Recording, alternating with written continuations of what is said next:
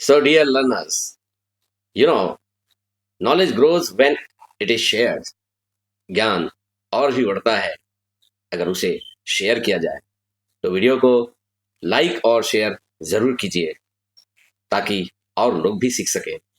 और हाँ, चैनल को सब्सक्राइब कर दीजिएगा क्योंकि अगला लेसन और भी मजेदार होने वाला है। Thank you. Let's begin.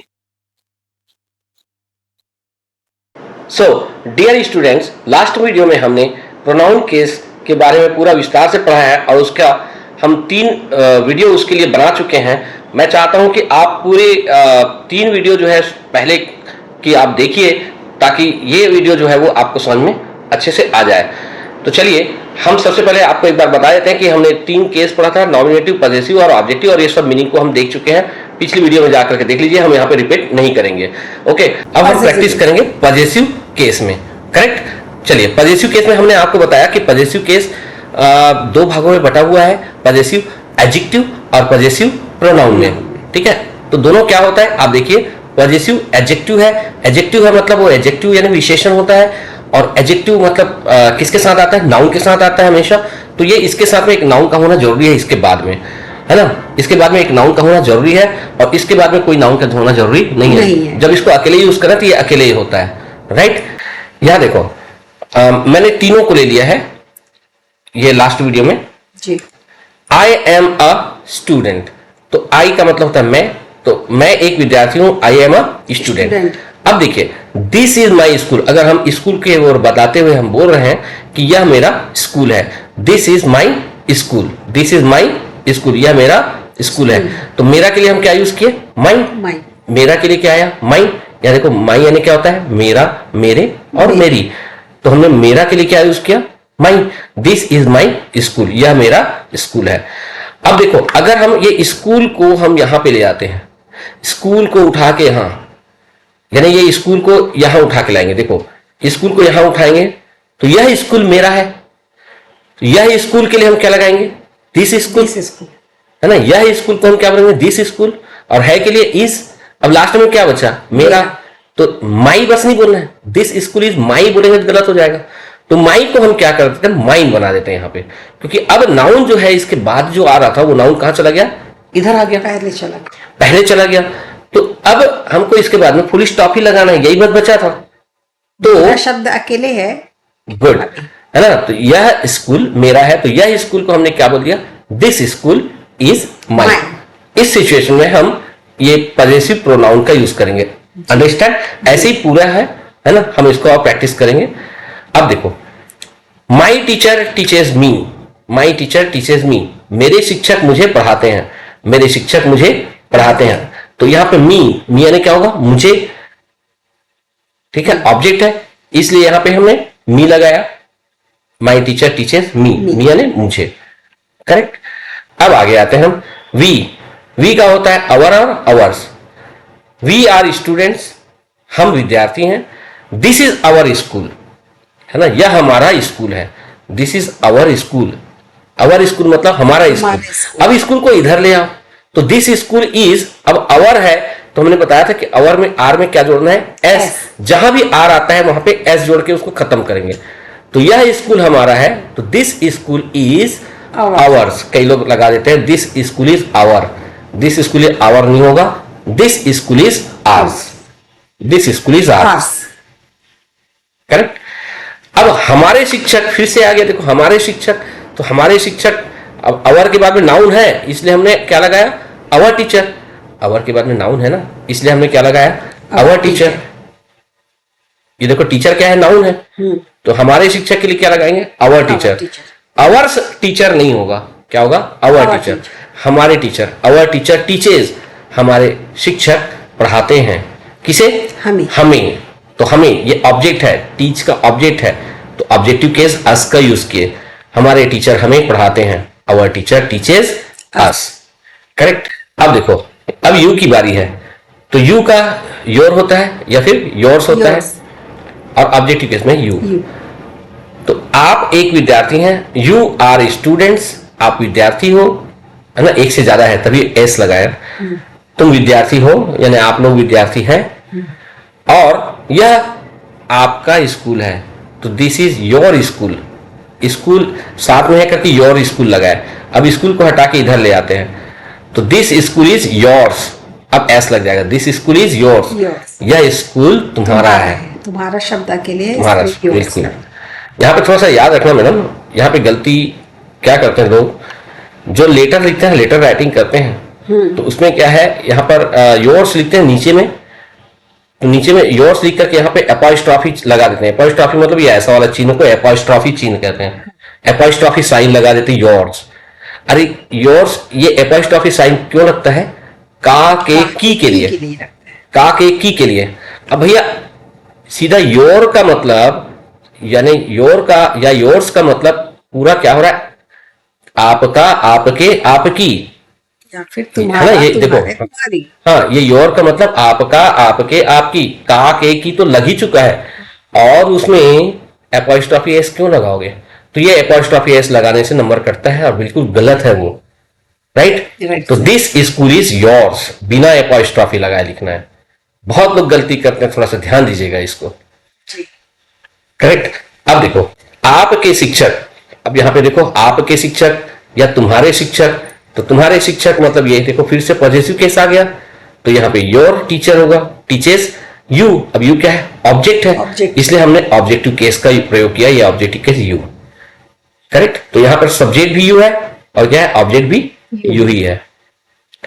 Next comes दे, वे या उन्होंने। इसके लिए चलते हैं, इसका पॉजिटिव केस होगा देयर, और आर लगा इसलिए ये देयर्स, देयर और देयर्स। जब ऑब्जेक्ट के रूप में इस्तेमाल करेंगे तो क्या लगा देंगे? Them, correct. सब्जेक्ट के रूप में दे और ऑब्जेक्ट के रूप में देम। इसे ऐसा भी समझ सकते हैं, शुरू में आया तो दे, पीछे चला गया तो देम, करेक्ट। तो देखो, दे आर स्टूडेंट्स, दे एक से ज्यादा लोग हैं, हम कहेंगे दे आर स्टूडेंट्स, मतलब वे विद्यार्थी हैं। यह उनका स्कूल है, उनका मतलब एक से ज्यादा लोगों का, ठीक है। तो ये उनका स्कूल है, कुछ बच्चे हैं, कुछ ज्यादा लोग हैं, हम उनके तरफ इशारा करके बोल रहे हैं कि दिस इज देयर स्कूल, यह उनका स्कूल है, ठीक है। अब तो ये देयर का यूज हुआ। अब ये स्कूल को अगर इधर ले आएंगे तो क्या हो जाएगा? ये देयर का देयर्स हो जाएगा। तो this school is theirs, this school is theirs, यह स्कूल उनका है। देखो, यह उनका स्कूल है, दिस इज देयर स्कूल। अब यहां क्या हो जाएगा? यह स्कूल उनका है, तो दिस स्कूल इज देयर्स। अब देखो, उनके शिक्षक, उनके, तो उनके के लिए क्या बोलते हैं? उनका, उनके, उनकी के लिए, उनका, उनके, उनकी के लिए देयर। अब उनके बाद में क्या लिखा है? शिक्षक है ना। उनके के लिए के बाद में क्या लिखा है? शिक्षक है, नाउन है, इसलिए यहां पे क्या लगाएंगे? देयर लगाएंगे। ये नाउन नहीं रहता तो क्या होता है? देयर्स होता। ये नाउन तो है, तो इसलिए क्या लगाएंगे? There teacher. देखो, ये कब लगाते हैं? जब नाउन होता है इसके बाद, इसके बाद में नाउन नहीं है तो ये लगाएंगे। अभी तो है ना, शिक्षक नाउन है ना, तो उनके शिक्षक, तो क्या होगा? There teacher. पढ़ाते हैं मतलब टीचर्स, उन्हें या उनको, तो ये क्या हो गया? अब वर्ब के बाद आया मतलब ये ऑब्जेक्ट हो गया, इसलिए दे का ऑब्जेक्ट क्या होता है? देम। तो वे, उनके शिक्षक उन्हें पढ़ाते हैं, they are teacher teachers them, right. इसके बाद में आप देखो, नेक्स्ट है, हम पढ़ेंगे ही, किसी लड़के के लिए। ही का पॉजिटिव केस होता है हिज, है ना, उसका पॉजिटिव एडजेक्टिव भी हिज होता है और पॉजिटिव प्रोनाउन भी हिज ही होता है। क्यों होता है? क्योंकि उसमें एस आया है, तो और एस जोड़ना उचित नहीं है, करेक्ट। यस। इसके बाद अगर नाउन है तो इसको लगाएंगे, नाउन नहीं है तो भी यही लगेगा, है ना। और जब वो पीछे चला जाए तो वर्ब के बाद में, तो वो ही में बदल जाता है। एक एग्जांपल लेते हैं, ही इज अ स्टूडेंट। देखो, ही सब्जेक्ट है, इसलिए हमने क्या लगाया? Subjective case he is a student, वह एक विद्यार्थी है। अब देखो, दिस इज हिज स्कूल, हमारे पास स्कूल है, इसलिए हमने क्या लगाया? His school, this is his school. ये स्कूल नहीं होता, ये स्कूल इधर चला जाता, दिस स्कूल इज क्या हो जाता? His, this school is his, correct, बिल्कुल सही है, this school is his, correct. अब देखो, उसके शिक्षक, है ना, उसके शिक्षक उसे पढ़ाते हैं, उसके शिक्षक, ये नाउन है, इसलिए उसके लिए क्या लगा? हिज टीचर टीचर्स, और ये हिम क्या है? ऑब्जेक्ट है, इसलिए हमें ये ही का ऑब्जेक्टिव केस क्या है? हिम। Him. तो उसके शिक्षक उसे पढ़ाते हैं, तो क्या होगा? His teacher teaches him, right. Correct, sir. Next, she is a student. अब लड़की है तो क्या होगा? She is a student. अब यह उसका स्कूल है, यानी किसी लड़की का, तो क्या बोलेंगे? This is her school. School आया इसलिए हर लगाए। अब ये स्कूल को इधर ले आओ, तो this school is hers. This school is hers. और यहां पे देखो उसके टीचर, तो यहां पर देखो यहां भी हर है और यहां भी हर है। पॉजिटिव केस भी हर होता है और ऑब्जेक्टिव केस भी हर ही है ना। तो यहां पर देखो उसके शिक्षक, तो उसके लिए के लिए क्या लगाएंगे? हर। Teacher. हर टीचर टीचेस किसे? उसे। यानी हर टीचर टीचेस हर। यहां पर हर का मतलब क्या होगा? उसके, है ना। और यहां हर का मतलब उसको। उसके शिक्षक उसको पढ़ाते हैं या उसे पढ़ाते हैं। या उसे पढ़ाते हैं, करेक्ट। उसके बाद में आता है, नेक्स्ट है इट इज अ काउ। अगर हम किसी जानवर के बारे में बात करते हैं, इट इज अ काउ, वह एक गाय है। This is its tail. अब हम कोई चीज को दिखा रहे हैं, उनकी पूंछ को दिखा रहे हैं और बोलते हैं कि यह उसकी पूंछ है। चाहे कोई तस्वीर में हो, चाहे वो गाय खड़ी हो, उनकी पूंछ को पकड़ के आप दिखा रहे हो और बता रहे हो कि यह उसकी पूंछ है, तो this is its tail. Its है उसकी। अब यहां पर भी देखो कई लोग इट्स में ना यहां पर उसका उसके उसकी के लिए भी एपॉस्ट्रॉफी लगा देते हैं, जैसे ये लगा है ना वैसे ही। इट्स टेल बिल्कुल गलत है। इसका मतलब होगा उसकी पूंछ, उसका उसके उसकी। तो this is its tail, right. यह उसकी पूंछ है। अब अगर पूंछ को पकड़ के बोलते हो यह पूंछ उसकी है, यह पूंछ उसकी है, तो यह पूंछ उसकी है, तो this tail is its. This tail is its, ठीक है। ये ऐसा बनाते हैं। हालांकि ये ज्यादा कॉमन नहीं है लेकिन ये गलत भी नहीं है। हाँ। उसके बाद देखो उसकी पूंछ, या फिर आप गाय को बोलो चाहे उसकी पूंछ को बोलो, दोनों के लिए ईट होगा। तो I love it so much, मैं उसको बहुत पसंद करता हूं। फिलहाल तो पूंछ को तो कोई पसंद नहीं करते हैं, हाँ। तो क्या होगा? गाय ही है, तो I love it so much, मैं उसे बहुत पसंद करता हूं, मतलब अपनी गाय को। यस। Next comes who.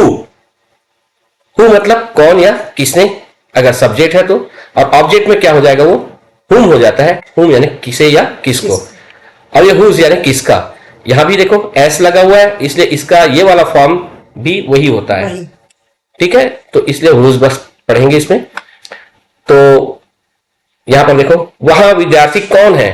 यहाँ विद्यार्थी हाँ, यहां अगर मान लो बच्चे कोई हॉल में, अगर कोई आदमी आया हॉल में और हॉल में आकर के वहां कुछ लोग बैठे हैं, वहां आके पूछता है कि यहां विद्यार्थी कौन है, तो who is a student here. Who is a student here, यहां कौन है विद्यार्थी बताओ। Who is a student here. और यहां पर देखो यह किसका स्कूल है, अगर वो आदमी पूछता है यह किसका स्कूल है बताओ, किसी तस्वीर को दिखाते हुए पूछता है कि यह किसका स्कूल है, तो whose school. Whose school is this, किसी तस्वीर को दिखा के पूछ रहा है कि यह किसका स्कूल है, whose school is this, right. उसके बाद में वो पूछता है कि whom does the teacher teach, है ना। टीचर किसको पढ़ाते हैं बताओ भैया, टीचर किसको पढ़ाते हैं। whom does the teacher teach, ये भी ऑब्जेक्ट है, किसको पढ़ाते हैं।